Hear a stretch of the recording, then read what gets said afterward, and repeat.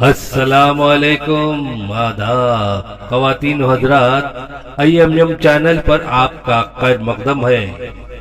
اعوذ باللہ من الشیطان الرجیم، بسم اللہ الرحمن الرحیم، نحمدہ و نصلی علی رسولہ الکریم والمہدی الموعود علیہ الصلاۃ والتسلیم، اما بعد فقد قال اللہ تبارک و تعالی فی کلامہ القدیم والفرقان العظیم، اعوذ باللہ من الشیطان الرجیم، بسم اللہ الرحمن الرحیم، ما کان محمد ابا احد من رجالکم ولکن رسول اللہ وخاتم النبیین وکان اللہ بکل شیء علیما۔ مرشد کرام و علماء اعظام، معزز مہمانان خصوصی، بانیان مجلس، برادران ملت، عزیز نوجوانوں، محترم خواتین، آپ بڑی دیر سے اس جلسے میں بیٹھے ہوئے حوضے پر نور، رحمت للعالمین، خاتم النبیین، سرور عالم، محسن انسانیت،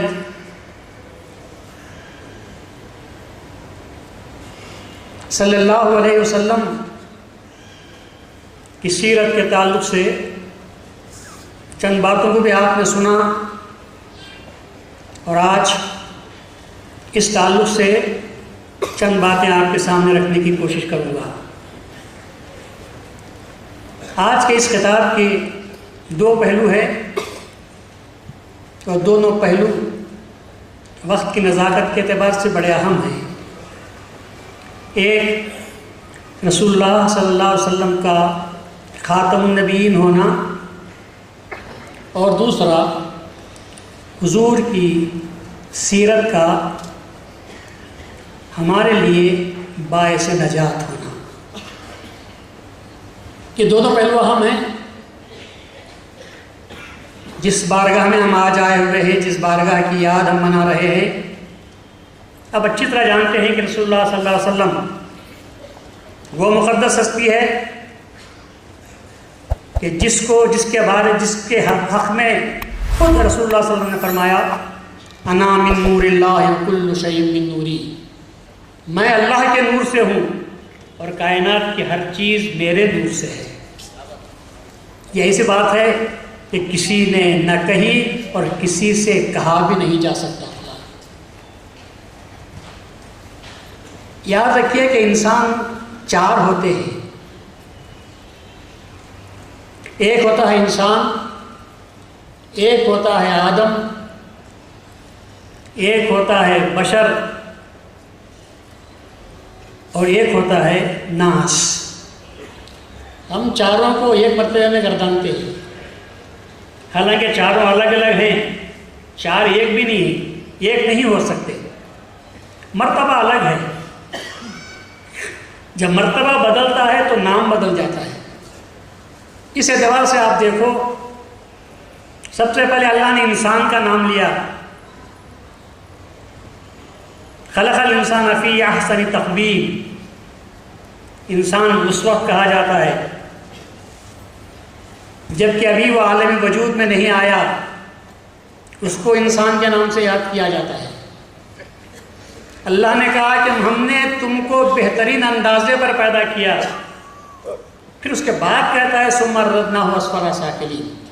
پر اللہ کی جو پیدائش تھی وہ بہت ہی بڑی تھی، جس کو ہم لوگ بھی سمجھ نہیں سکتے کہ اللہ نے کیسے پیدا کیا ہے۔ اس کے بعد کی جو بات آتی ہے اس کو آدم کے نام سے یاد کرتے ہیں، جس کو ہم آدمی کے نام سے یاد کرتے ہیں۔ وہ کب ہوتا ہے؟ جبکہ ابھی روح بھرنے سے پہلے جس حالت میں رکھا جاتا ہے اس کو آدم کے نام سے یاد کیا جاتا ہے۔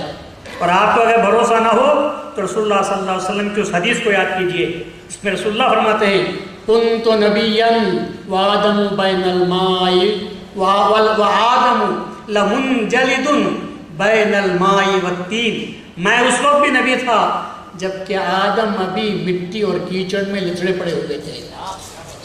تو آدم کس کو کہتے ہیں؟ اس کو جس میں ابھی روح بھی پھونکی نہیں گئی، مٹی اور کیچڑ میں ہے۔ تو اللہ تعالیٰ نے اس کو، رسول اللہ نے کہا کہ آدم اس وقت کی کیفیت میں بھی تھے اور میں اس وقت میں نبی بنایا گیا تھا۔ تو اندازہ لگاؤ کہ رسول اللہ صلی اللہ علیہ وسلم کا مقام کیا ہوگا۔ میں اس لیے کہہ رہا ہوں کہ رسول کو نہ بشر کہو، نہ آدم کہو، نہ آدمی کہو، نہ انسان کہو، ناز میں تو کہاں شمار آپ کر سکتے ہیں؟ پھر کیا ہو سکتا ہے؟ وہی ہو سکتا ہے جو رسول اللہ نے فرمایا انا من نور اللہ وکل شیء من نوری، میں اللہ کے نور سے ہوں۔ کہاں تم لا کے مجھے اس صف میں بٹھا رہے ہو؟ اور یہ بات رسول اللہ صلی اللہ علیہ وسلم کی زندگی میں آپ کو ہر جگہ پر نظر آئے گی۔ میں یہ دعویٰ ہی نہیں ہے، دلیلوں کے ساتھ میں بات کرنے کے لیے تیار ہوں کہ رسول اللہ صلی اللہ علیہ وسلم کا مقام کس قدر اونچا تھا کہ ان صفوں میں رسول کو رکھا ہی نہیں جا سکتا۔ کس رسول کو؟ رسول سے مراد آپ عام رسول نہ لیجیے، بلکہ رسول سے مراد محمد الرسول اللہ صلی اللہ علیہ وسلم۔ وہ تو اللہ کا فضل ہوا کہ ہم سے ملانے کے لیے، ہم سے اللہ تعالیٰ کو خطاب کرنا تھا، تو اس خطاب کے لیے اللہ تبارک و تعالیٰ نے ہمارے سامنے بشر کی حیثیت سے بھیجا۔ لیکن خبردار رسول کو بشر نہ سمجھنا، اور خصوصاً اپنے جیسا بشر سمجھنے کی تو ضرورت ہی نہیں ہے۔ ہمارے جیسا بشر کہاں سے ہو سکتا ہے رسول؟ اس لیے کہ اللہ نے صاف طور پر کہہ دیا۔ لوگ کہتے ہیں کہ قرآن میں خود اللہ تبارک و تعالیٰ نے کہا ہے قل انما انا بشر مثلکم، کہہ دو اے محمد صلی اللہ علیہ وسلم کہ میں تمہاری طرح کا بشر ہوں۔ میں نے کہا کہ آیت کو روک کر مت پڑھو، آیت پوری پڑھو تو خود تمہاری سمجھ میں بات آ جائے گی۔ اللہ یہ کہتا ہے قل انما انا بشر مثلکم یوحی الی، میرے پاس وحی آتی ہے۔ اب بتاؤ کون بشر ایسا ہے جس کے پاس وحی آ سکتی ہے؟ تھی تو الگ بات تھی، اب تو ختم نبوت کے بعد تو وحی آنے کا تصور پیدا نہیں کیا جا سکتا۔ تو یہاں بات صاف ہو گئی کہ خود بشر بھی نہیں۔ تو آپ نے دیکھا کہ انسان کیا تھا اور بشر کیا تھا، آدم کیا تھا۔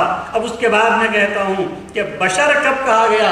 جبکہ آدم علیہ السلام میں روح کو پھونکا گیا، تو اس کے بعد اللہ کہتا ہے کیا، یا اللہ تبارک و تعالیٰ کہتا ہے کہ میں فَإِنِّي خَالِقٌ بَشَرًا مِّن طِينٍ، میں بشر کو پیدا کرنے والا ہوں مٹی سے۔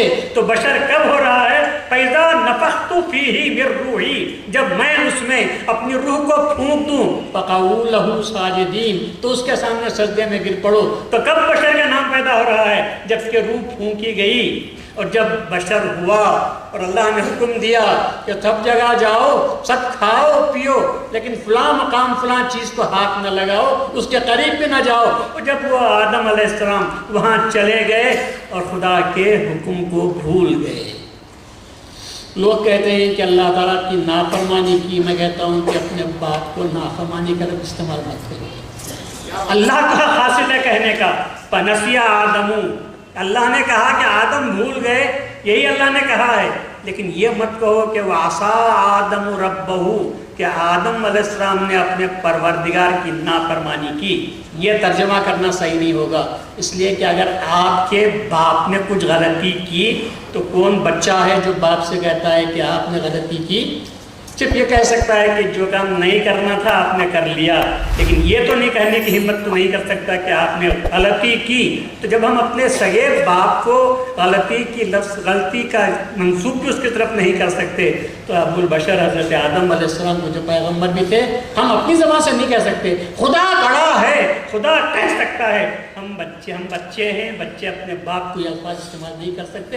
تو آداب کا لحاظ رکھنا چاہیے۔ تو جب آدم علیہ السلام نے سے نسیان سرزد ہوا تو اس کو ناس کے نام سے یاد کرتے ہیں کہ بھولنے والا ہے۔ تو آپ نے دیکھا یہ چاروں مرتبوں میں سے رسول اللہ صلی اللہ علیہ وسلم کا مقام کہاں سے پیدا ہو سکتا ہے؟ نہ آپ وہ تھے، نہ تو آپ فقط انسان بنے ہوئے تھے، نہ تو آپ آدم ہی بنے ہوئے تھے، نہ بشر بنے ہوئے تھے، ناس کا تو سوال ہی پیدا نہیں۔